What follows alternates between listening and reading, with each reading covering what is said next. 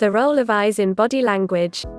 Eyes have always been considered as the most expressive organs of the human body. Poets have written odes on them, medical professionals have done extensive research on them.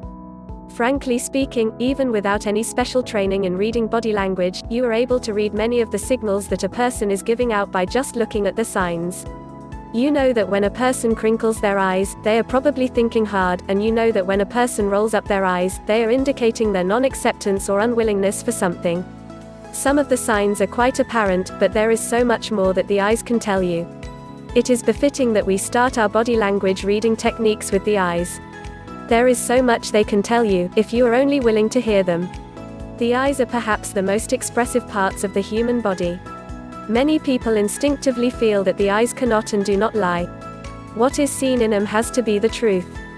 From this widespread belief comes the familiar phrase, "Look into my eyes," which has the implicit suggestion that when this is done, the eyes will reveal the truth.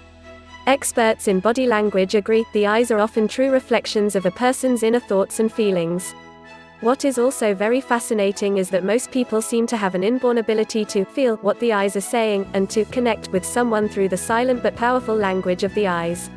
One evidence of this uncanny ability is the fact that although a person may be standing a considerable distance away, he can feel with absolute certainty that he has established eye contact with someone even at that far distance. Another evidence is that no one has to be taught how to recognize different looks in the eyes: a glazed or blank look, a penetrating look, a surprised look, eyes overcome with emotion that are about to cry, a look that caresses lovingly, and eyes that hide something out of guilt or shame. People just know these things, out of natural instinct. It is difficult for most people to explain how they know the exact emotion or message being conveyed by the eyes, they just know. Nevertheless, beyond the looks of the eyes that are easily recognized by practically everyone, there are other movements of the eyes that are known only by those who have extensively studied eye language. Below are two examples. 1. When the eyes look toward the right, this means that the brain is imagining or creating certain thoughts. Thus, eyes looking at the right can mean that the person is lying, or fabricating something in his mind while he is speaking. He could also be simply guessing or telling a made-up story. 2. In contrast, when the eyes look toward the left, this means that the brain is recalling or remembering something. This is a good indication that the person is being truthful. He is remembering things, not making them up. The explanation for this lies in the so-called right brain and left brain functioning.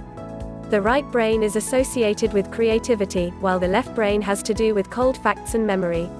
Where the eyes are directed indicates which side of the brain is active. Thus, right-looking eyes, or right brain functioning, is creative and therefore more likely to be linked to lies and fabrications. Left-looking eyes, or left brain functioning, is concerned with memory and the remembrance of facts, without altering them. Detectives and crime investigators use the side movements of the eyes to help them gauge if a witness or suspect is being truthful. However, they are also aware of the fact that right-looking eyes do not always mean the person is lying.